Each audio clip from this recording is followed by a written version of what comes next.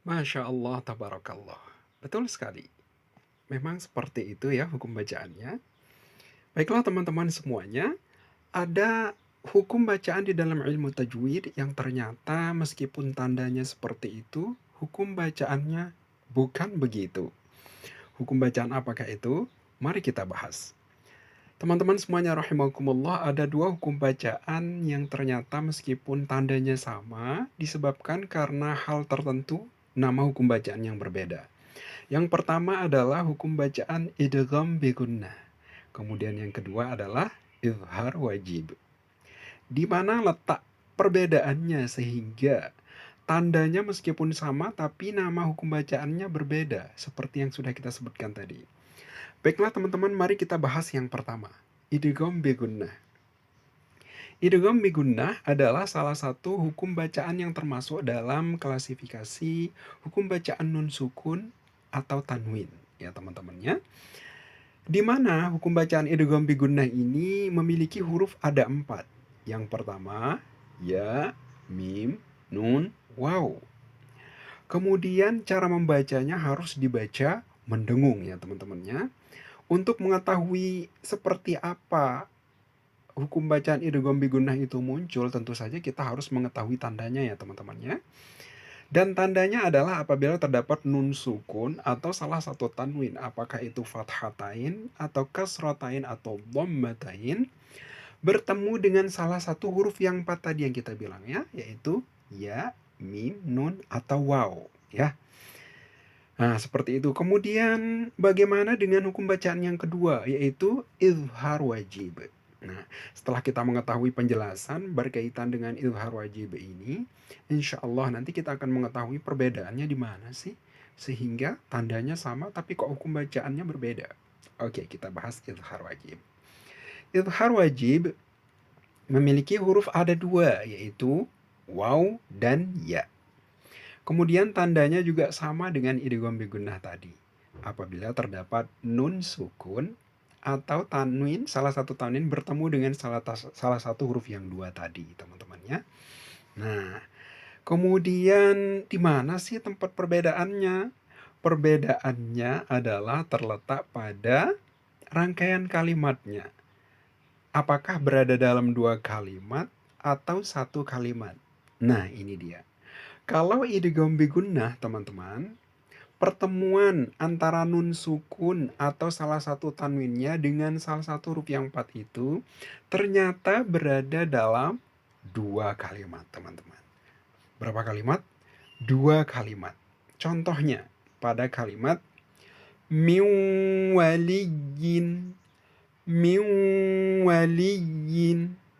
Pada susunan kalimat ini terdapat 2 kata. Yang pertama min dengan waliyin.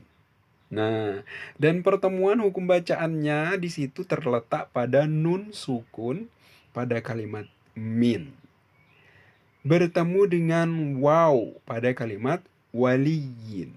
Nah, disitulah terletaknya hukum bacaan idgham bi gunnah, teman-teman. Kemudian kalau izhar wajib, coba kita lihat pada contoh kalimat sinwan. Sekali lagi, sinwan. Pada kalimat sinwan ini, susunan kalimatnya tidak terdiri dari sin dengan wan. Enggak, tapi satu rangkaian kalimat. Sinwan, sinwan. Jadi, nun sukun bertemu dengan huruf waw pada kalimat ini benar-benar berada di dalam satu kalimat, yaitu sinwan itu sendiri. Ya, teman-teman. Dan ini yang menjadi perbedaan utama antara idgham bi gunnah dengan izhar wajib tersebut. Kemudian ada lagi nih perbedaan lainnya. Perbedaannya yaitu pada cara membacanya, teman-temannya. Kalau idgham bi gunnah, cara membacanya wajib dibaca mendengung. Sekali lagi, mendengung. Sedangkan izhar wajib, wajib dibaca terang atau jelas. Kaidahnya sama seperti ketika mempraktikkan hukum bacaan izhar halqi. Ya teman-temannya, yaitu nun sukunnya wajib dibaca terang atau jelas. ya. Sedangkan kalau di idgham bigunnah, nun sukunnya atau salah satu tanwinnya dibaca dengan mendengung, didengungkan seperti itu ya. Nah, kita ulangi lagi contohnya pada idgham bigunnah. Min waliyin, min waliyin. Sedangkan kalau izhar wajib, sinwan, sinwan, sinwan. Ya, seperti itu. Suara N dari nun sukunnya itu terdengar sangat jelas tanpa ada modifikasi dengungan yang yang dikaitkan dengan huruf yang ada di depannya. Sedangkan kalau idgham bigunnah kan suara min, kita tidak perdengarkan suara N-nya dengan jelas. Kenapa? Karena tuntutan hukum bacaan itu sendiri dibaca mendengung.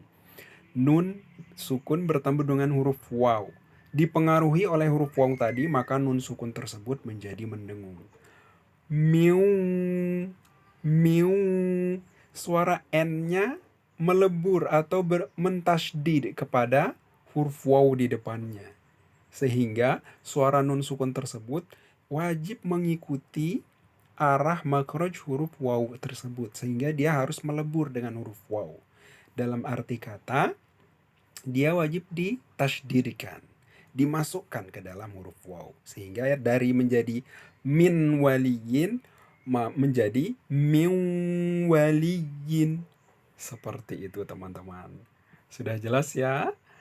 Disinilah serunya kita mempelajari ilmu tajwid. Ternyata di dalam kalimat yang ternyata, misalkan dua kalimat tadi, dia memiliki tanda yang sama. Hukum bacaannya berbeda. Disebabkan karena alasan tadi. Seperti itu. Baik teman-teman semuanya, tetap semangat mempelajari ilmu tajwid untuk membaca Al-Quran yang lebih baik. Barakallah.